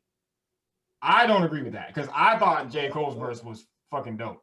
Yeah. I don't know about all that. Who said that? Those are Lil Baby stands must be. I love Lil Baby, but let's be real. Do we understand everything that's being said? No. But is his cadence on point? Yes. Yes, it always has been. No, man. I've been liking Lil Baby stuff. Like he really been snapping on people's songs lately. His cadence be there. That verse on that Drake shit was out of this world. Like that song with him and Drake, But I feel like Drake set that up though. Like I feel like Drake was like, I want Lil Baby to snap on my shit, and then he came back and snapped on Lemon Pepper Freestyle. So he did that on purpose. Oh, that Lemon Pepper Freestyle is insane. I feel like for Drake and Lil Baby have a long-standing relationship in a way. Mm-hmm. I feel like him and Baby will forever have, hopefully, a good relationship. Mainly because obviously Lil Baby's been doing this for quite some time, but I didn't know about him until Yes Indeed. So with Drake, and so that was the first time I heard him. That was literally the first time I heard him. I feel like him being on wants and needs and doing what he does that's because Drake wants him to. Yeah. Mm-hmm. Be you. You're not my enemy. You're my homie. Because Drake. Yeah. That's one thing I can say about Drake is he really feeds his people. If he really says that you're a part of his circle, you one of his people, he showers you. He showers you with good deeds. Like that's just the type of person he is. Now, when you screw him over,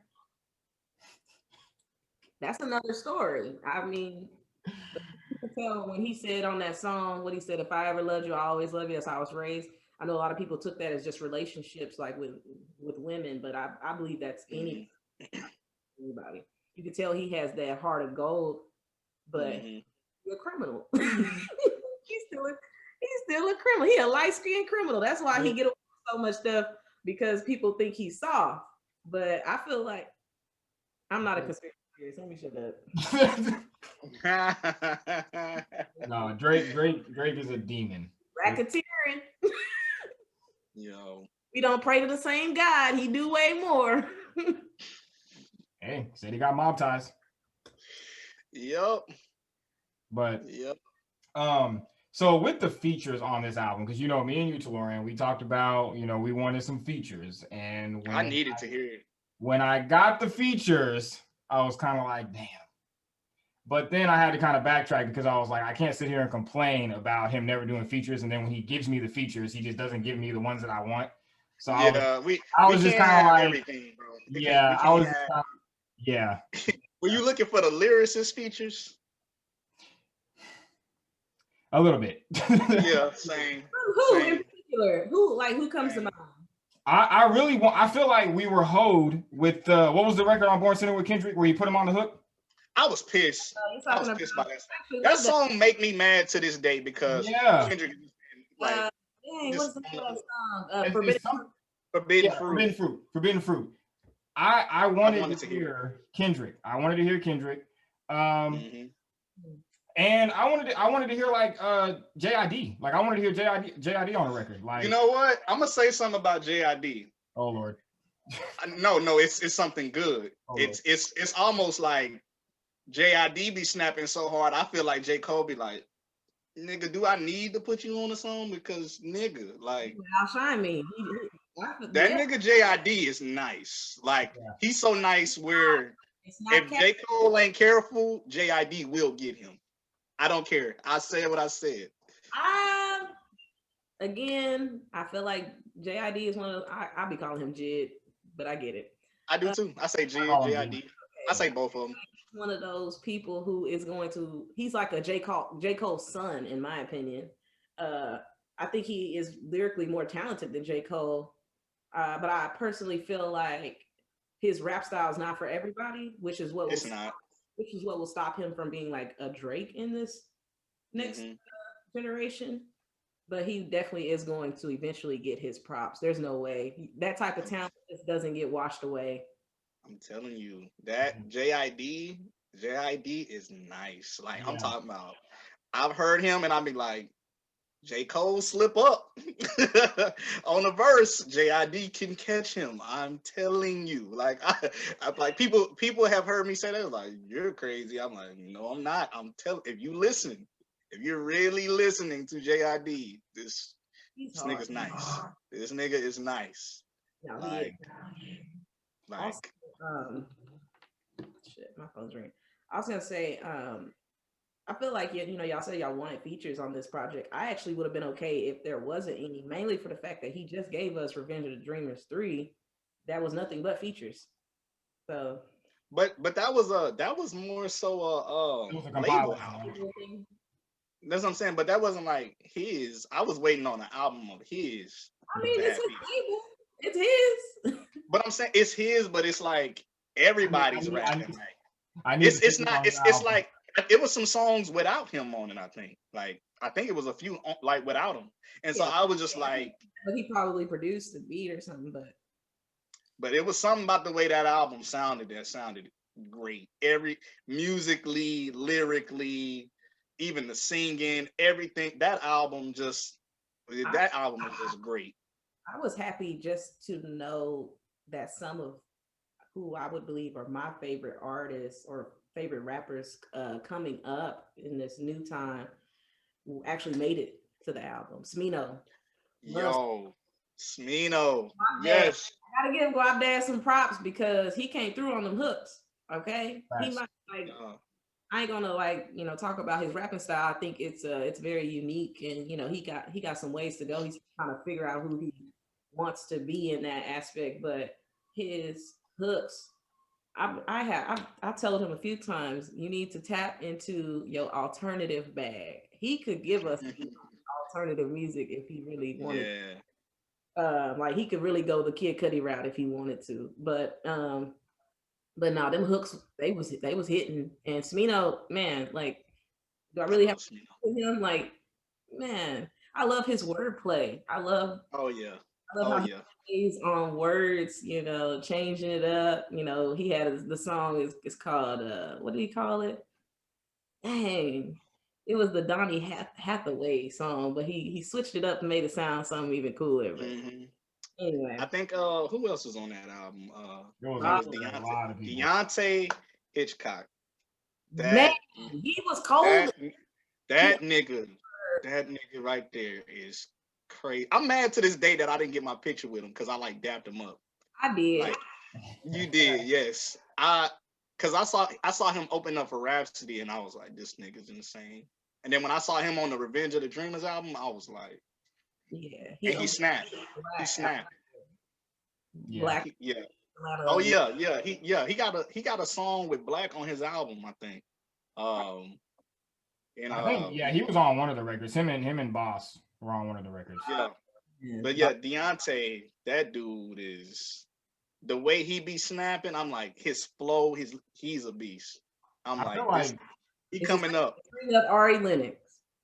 Yes. Oh, I love her too. Ari. Her too. Like I was looking for a feature from her. I wanted an Ari feature. I was like, he need to get some people in his camp.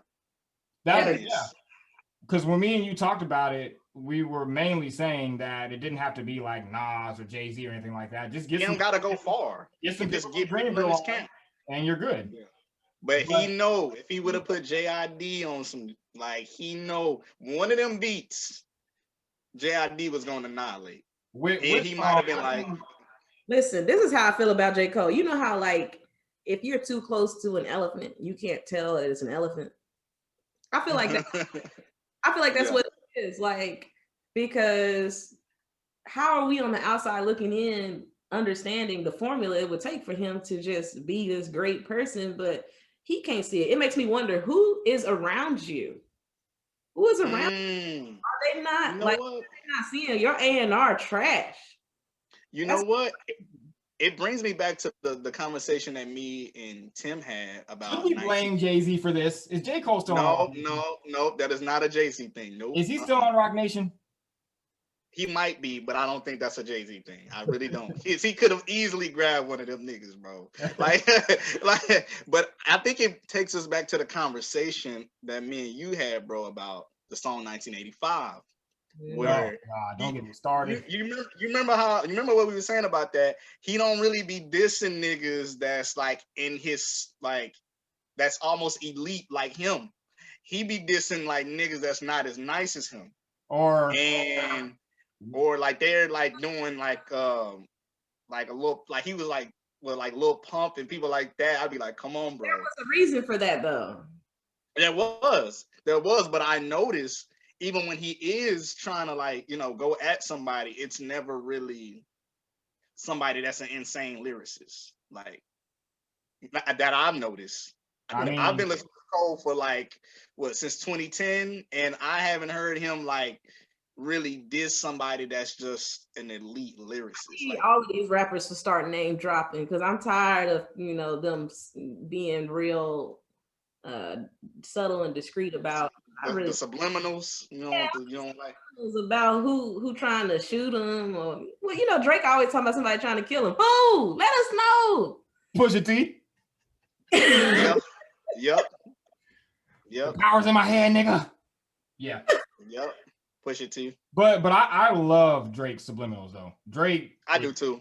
He is a fucking. It's low key nice. I like it. Like what we love about Drake's subliminals is that we can kind of point to who it's to. Yeah. I'll be like, I know who you're talking to. Like, especially when he disses women, Like, what's her name? Jordan. She gets a lot of flack from him. Jaded. Yo. Damn. Yep. I love that song. Yep. I'm telling you, I actually like the song. Serena Williams have been shaded by Drake on his was it Nothings Into Somethings? Yep. It's like shade all through and through that song where he's like he even gets so specific with the name, nothing into something. Yeah, I just thought about it. People are probably trying to kill this nigga. Now I thought about because he said some stuff. I was like, I would try to kill this nigga if he was like trying to. Yeah, I was like, I feel like Drake. I feel like people might want to kill him. Like, listen. If I was Common, I would want to kill Drake because when he said you and Pussy identical, you like the fucking finish line. I can't wait to run into you. Common, you have to fight. You have to get shot. You have to fight. You have to fight. Okay, wait. I have to say this. Niggas want to kill him. I thought this was so cool. So obviously Serena Williams, she gets married to Alexis Ohanian, the co-founder of Reddit, right? Well, his username used to be Nothing with a 0. And the fact that you name a whole song Nothing Into Something. I'm telling you. Correct. He said, and then I had to think about it. I was like, who has Drake publicly dated enough to where it would be in the newspaper for him to see or the news? And I was like, it has to be Serena. And then getting married, between J-Lo and Serena, it's like, well, which one are you gonna pick? Obviously, it's not J-Lo. Because both of those songs are on the same album, Teenage Fever. Anyway. I told you, he's a demon. I'm telling you, there's people want to. He's like, who? No, it's niggas that want to kill Drake. They're out here. I'm telling you. Hey, what about this? I don't know if y'all heard. It was a chick from like the UK or something. And, I seen that demon. I'm telling you, he's a demon. It was engaged for 8 years. Bro, he wanted to kill this nigga. I'm telling you. An 8-year relationship gone. people was like, you want to throw away. What did J. Cole just say? I know if Michael B. Jordan commented, she ain't answering. She ain't. Yep. If it's Drake, she answering. Oh shit! She threw away an 8-year engagement for a weekend with Drake. He ain't say Drake's name. I'm telling you, women will do that. It's some women that will do that, and they want to kill this nigga. These niggas want to kill Drake. That is why I think Pusha T went the way he did whenever he said, "I'm gonna let it ring on you," like Virginia Williams.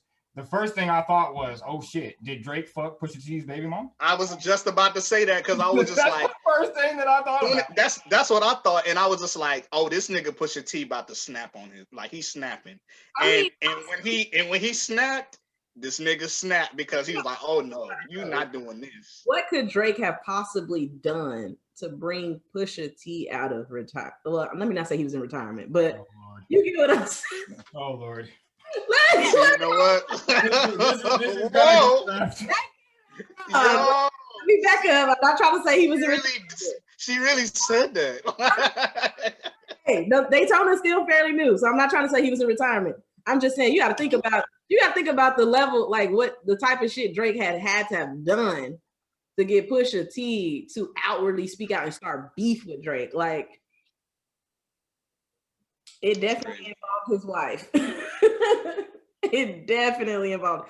But do you not get mad at your wife? Like, y'all take care of that at home? That's all. I was just about to say that. Like, you be mad. That's that talk you gotta have. Like, whoa. It reminds me of when Tupac rode the coattail, or not the coattail, but rode that lie that Faith Evans and him had slept together. You know, I feel like he might have did that, but I don't think he actually slept with the girl. I don't think he did. That's an unknown. I think he likes to get under people's skin when he knows he can. Yeah. Let's not start with the Tupac. I feel like a lot of stuff Drake be saying low-key nigga on earth. Tupac was disrespectful. He was the most. He really said, "Fuck you, bitch," in the creek. Look, he officially, I said this before, he officially became the most disrespectful rapper after Prodigy from Mobb Deep died because he had a line. He's like, "Oh my God." He said, "Don't one of you niggas have sickle cell?" Sickle cell? I was like, "Oh yeah, this." Making fun of somebody's cancer. I was like, "Fam." Pusha T just do that about 40. Ain't 40 on his death. He did. 40 was on his death. When he say tick, tick, tick, tick, I was like, no. Push. Somebody, homie. I mean, Gucci Man just did it, and then the versus battle, and they had to kind of regroup. And that nigga said, put that nigga in the dirt. I was like, that had everybody traumatized. Every time this nigga reached, I was like, oh, he about to shoot him. Like, what are you doing? I was like, oh my God. Somebody about to die on Instagram. It was the meme that really did it. The meme was like, the meme said, what if Gucci said go back? Shit. I can't even. Yo. I'm gonna go dig that nigga up. That was so disrespectful. Like, it was like bruh. Like, oh my God. You know what? The part that went over my head, he was just like, look at my outfit, look at my opponent. Like, and he's just like, it cost this much for my outfit, blah, blah, blah. And then it went over my head that's how much it was to kind of get like Gucci killed. And I was like, oh my God. This whole battle is disrespectful. Like, I'm like, I can't. Like, oh shit. The crazy part is both of them are just as crazy though. I think. Yes. Dang, Jeezy was just a little bit more like. I think he's the crazy and quiet one, but they both will take it there. Yeah. Jeezy has ties with BMF and all that. Yeah. I just feel like after all these passings and stuff, like. Ain't no reason to have to go through that where we would lose a Gucci Man or Jeezy to some dumb shit. Nah, they valuable to the culture for sure. Like, yep. Woo, my goodness. I have one other thing that I wanted to bring up about J. Cole. Oh, okay. Should we still be calling him a big three? And Tellurian, we don't care about numbers on the podcast. I don't care about numbers at all. However, with that being said, he sold a whole 100,000 less than his last project. Is he still a big three? Because now it's a huge gap. Kendrick did 600 with Damn. Drake is doing astronomical numbers. J. Cole is just like how Bay is doing. Yeah, Drake is always gonna do crazy numbers, and that's just period. Like, period. Because I honestly felt like J. Cole shouldn't have done anything less than 300, to be honest, this time around. And a lot of people were saying, well, it's because there was no promotion. He just dropped the album. Well, he's done that the last 3 albums, right? So I don't think there was anything different this time. But a whole 100,000 difference. Am I the only one that thinks that that's a little about it on his but it goes back to that when you in your lyricist bag, you ain't really selling as much like that. Like, but then again, it depends. It's person to person. You know what I'm saying? Everybody ain't the same. You could probably be like, because I feel like Kendrick gonna do numbers when this album. Like, he might sell. Kendrick is 100% doing numbers. He might sell more than he did with Damn because niggas been waiting so long. Yeah. And Kendrick is always worth the wait. And so, yeah, I don't know. It varies from person to person. And Kendrick is different and Drake is really different. So yeah, that's a good question, but yeah, that kind of makes me think, is he? I still feel like he's still big three. I still think so. It just shows that he's still the third of the big three. I'm sorry. Dang, that sounded bad. It sounded really okay. bad. Wait, why is he big three? And then we can probably go into whether he should stay there. Right? You said, why is he? Why is he big three? Why do we call him big three? Is it because he came up in the blog era too? Nah, it's just as far as rappers, the newer, they're not even new, but just this last decade or so, he's been a top, even if we ain't like the lyrical content, just far as where he's put on like the pyramid of like rappers right now. Like how that at one time it was just like Nas, Jay-Z as the top rappers. It was like, it's like there's other rappers and they go below them. And to me, Drake, Cole, and Kendrick are just, no matter when they come out, they're gonna be like number one. Yeah. And it's just, and some people it take a little bit longer for them to be number one, but I feel like with them three, it's just like an automatic. Like it's just whether you like it or not, it's an automatic. They're gonna be up there. Just like, I don't know. I think for me, over the past 10 years, not just lyrically, I think he also was able to compete with Kendrick and Drake on a commercial level as well. So if you look at like the first couple of albums that he put out, they did pretty well commercially. And it seemed like his projections were to go upwards, like how Kendrick did. You know, Kendrick did, I think, 260 or something on Good Kid, Mad City, and then 375 on To Pimp a Butterfly, and then upward. It seemed like J. Cole was trajecting upwards, and then now it's just kind of like what the hell? Yeah. But see, for Kendrick, he might. I might be wrong, but I'm getting this feeling where he might do crazier numbers than Damn. He might. He might. We're gonna have to just wait and see, but he might just do some insane numbers. And then also in terms of notoriety too, I think notoriety plays a part, and I think J. Cole was, a big artist, just like Kendrick and Drake. So that to me is why I associated him with the big three. Yeah. But over the past few years, it just seems like he hasn't been in that. He hasn't been in that big three yet. Because we talked about it before. There's gonna be a lot of people that hate what y'all are saying right now. Oh yeah, I'm ready. Oh yeah, I'm so ready.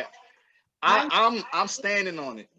I'm gonna say this, and I'm gonna be done with it. I rank Kanye higher than J. Cole, artist wise. Oh, that yeah. Facts. I agree with that. rank Kanye like Kanye at one is point top higher five. than Drake for me. I'm At gonna one take it. I'm gonna take it a step further. I don't think that J. Cole is in the stratosphere of Kanye, artist wise. He's not. Artist, Not to me. He's Not even not. He's not. after dissect. Like, Shout out to the Dissect podcast. But yeah. after dissecting My Beautiful Dark Twisted Fantasy alone, wow. I'm telling you. A lot of people like, aren't touching Kanye. A lot of people. And I so know because we can talk about lyricists all day, but artistry, Kanye this nigga's he's in another. Kanye is just another level of lyricist because Kanye don't even gotta be a lyricist. Like even though I love lyricists, but when I listen to Kanye, this nigga could just had a beat on. He just a different artist. Like he could just take 30 hours and that's all. Like this nigga Kanye is in another stratosphere of artistry. Like Kanye different. That ain't even like a comparison to me. what like I was going to say about because that sounds like some Stan shit. All I'm saying it might be. from the It outside might looking in, his lyrics seem very simple, and it's like, wow, that was random. But then when you actually dissect the entire project, you're like, oh my god, all of this has double meaning, or and it's a bigger message behind it. Like even the song as simple as behind all of the lights, where he's talking about his daughter, but he ain't really talking about his daughter. He's talking about the industry and the impact it had on him and blah blah blah. But I'm sorry. that's his most to me complex. That's his most like complex lyricism to me though. Like that's why My Beautiful Dark Twisted Fantasy is a classic because it's like the beats plus his lyrics. That's the best to me lyrically I've heard Kanye. Yeah. That and then like it's between that and College Dropout. Like I don't know, but lyrically, Dark Twisted Fantasy is less like yes. Yeah. Lyrically, he was way better on Dark Twisted Fantasy. Yeah. But it goes to Imani's point from earlier. I go back and forth between College Dropout and My Beautiful Dark Twisted Fantasy because College Dropout during that time in my life, that album just means something different to me. So I hold that album like near and dear to my heart. But I don't think that J. Cole is capable of making anything like Dark Twisted Fantasy. I'm sorry, he's not at all. And I love J. Cole, but his closest try at it. But I feel like J. Cole is too surface level. Man. To say the least. I'm sorry for everybody that's offended by me saying that. Not really. Look, people are about to be so mad at this episode, but I love it. Oh, they're gonna be pissed. I love it. I'm almost afraid to put it out. Fuck that. No. Hell no. We're going to put this out tomorrow. I'm joking, bro. I put this out. I don't care what people say. You know I'm joking. We've said worse shit on here. Oh, yeah, we have. We have. Definitely. Like in 20 episodes ago. But, I agree. Kanye is just different. Kanye is different. This conversation with you two, honestly. Kanye is different. Yeah, I'm glad that you could join us. Drake is that person now. Like that's Drake right now. Like Drake got it. Hey, were you trying to say that Drake is My Beautiful Dark Twisted Fantasy? I don't think Drake's artistry. Nah, it doesn't go that deep. Okay. I'm saying no, he's the artist that Kanye was like when it came to the biggest artist, to me it was Kanye. I feel like Drake has that place, but I don't think he can make a My Beautiful Dark Twisted Drake is graduation Kanye and just staying at that level, which is he's like graduation Kanye and maybe a little bit above that, a little bit. Well, I'm saying, and he's staying there. Graduation stage. Like if you want to just the average of when people love Kanye, it's typically around graduation. Yeah. Comparing not necessarily like his style, but that hype, that level where everybody, it was like to hear a Kanye feature, you were just like, oh, now this song hard, or Yeah. whatever. And then like as far as influence, everybody for Kanye, it was his fashion and stuff like that. And I feel like at that graduation stage is where Drake is, and of course he surpassed it. But it's such a good thing, like to be stuck in what seems like you stuck at the top. Like his fame ain't dying. It's like it ain't dying unless he wanted to. Yeah, somebody, I think it was Rory on the Joe Budden podcast, where he was like, Drake is literally just doing him, and he's stuck to that his entire career. And yeah, he's just on top. Drake, he ain't going nowhere. Drake is only gonna fall off if he want to fall off. Right. Agreed. I agree. Like that's literally he just has that type of power. Like I'm concerned about this next project though. I've heard some leaks. I don't think they'll actually make it to the actual album. I got the leaks if y'all want them. I hope. I checked out some of those leaks, and there was this one song. It was called like 42 Nights or something. That shit sounded fucking amazing.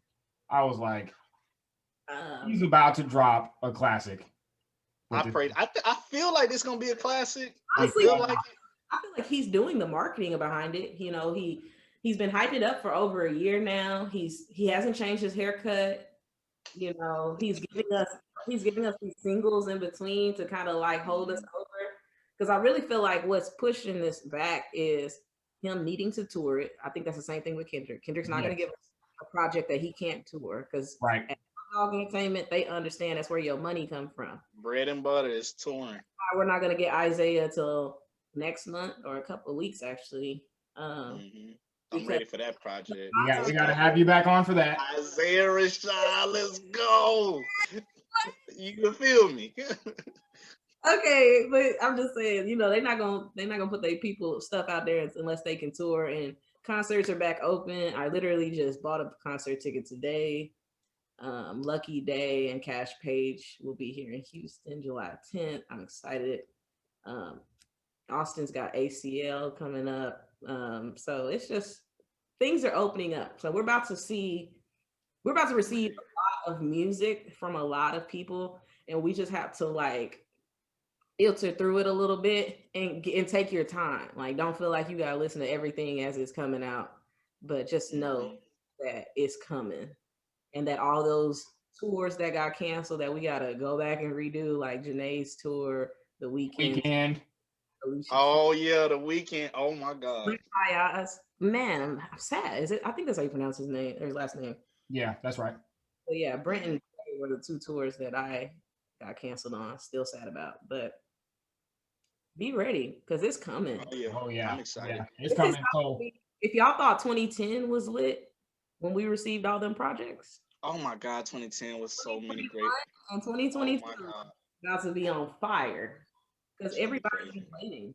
Everybody been waiting. Yep. 2010 was like an insane year. Because think about how everybody was ready to give 2020 content because it's like turn the year 2020 itself. So we about to fire from R&B, everybody. And I wouldn't be surprised, just to throw this out there, and then we can wrap this up. I feel like Kendrick's next project is going to be not only different, but possibly another genre. I told Tim that. We talked about that. I told Tim that. I was like, because they were saying he was working with like Lenny Kravitz, and I was like, he gonna have some rock type stuff, and it's gonna sound fire. It's going to be hard. I heard this leak called Bent featuring Baby Keem. I'm telling you. Baby Keem is the best thing that has ever happened to Kendrick. I'm gonna say that right now. Baby Keem is dope. He's dope. I'm telling you, bro. It's gonna be like what Pharaoh Monch did. It's gonna be like what Pharaoh Monch did. And not comparing him to Pharaoh Monch because Pharaoh Monch is kind of a different lyricist. Because I love Kendrick, but he ain't no Pharaoh Monch. But I was just saying, but when he drops this and it's in that realm of rock and hip hop, bro, it's gonna be insane. Yeah. It's gonna be mind blowing. I'm The best and part. live is gonna be crazy. I think it might even create a whole different genre of rap. Right now Or we rap, yeah. have beats going. Is it trap? Like, is that what we call it? I don't know what we call it. 808s, trap, yeah, same 808s thing. and trap. But 808s, Yeah. to have this alternative hip hop sound, I wouldn't say that's new, but he gonna make it feel new. Yeah. Yeah. Only He gonna Kendrick reinvent Lamar. himself like he always do. It's gonna Yeah. almost feel like a new genre of hip hop. Yeah. I'm excited. I can't wait. You know, honestly, we aren't gonna see it maybe until like another 5 to 10 years, but I'm ready to see the Kendrick sons of the world. It's coming. It's coming. I don't know if he really has it right now. I can't. Yeah, Because we got Kanye sons. We We got got a few of those. we got Kanye sons. Yeah, We got Drake. Show up. Drake got a lot of sons. yeah. Even Cudi got sons. Yep. Oh man. But this was great, y'all. I really appreciate y'all for having me. Yeah, thank you for course, of joining course. us. So overall, what do we say about the J. Cole album? Are we putting on the scale of to 10 or to Yeah, 5? How we grading it? Let's grade it. Yeah, let's grade it. You first. Me for on 10 or like scale of No, 1 1 to 5? 10. 10 being the 1 to best. 10.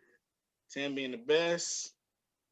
I'm gonna give it a, for right now, because it could change, I'm gonna give it an 8. Yeah, that's where I'm at. Because my thoughts could change and it could possibly go higher, but I gotta keep listening. I've listened to it a few times, but I'm listening to it some more. Yeah, I'm gonna give it an 8. It could probably get to an 8.5, but I was gonna say maybe an 8.5. I was gonna say 8.5 at first. I was like, I'm gonna give it an 8 right now.